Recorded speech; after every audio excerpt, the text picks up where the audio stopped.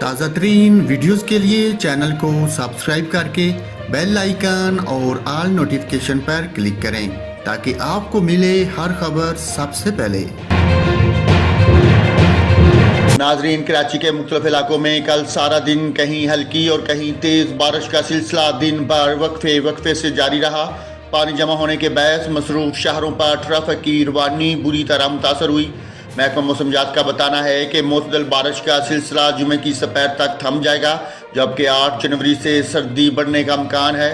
Surjani town, north Karachi, ناظم آباد، صدر، شہرہ فیصل سمیت مختلف علاقوں میں تیز ہواؤں کے ساتھ ہلکی اور تیز بارش سے موسم مزید سہانا ہو گیا ہے۔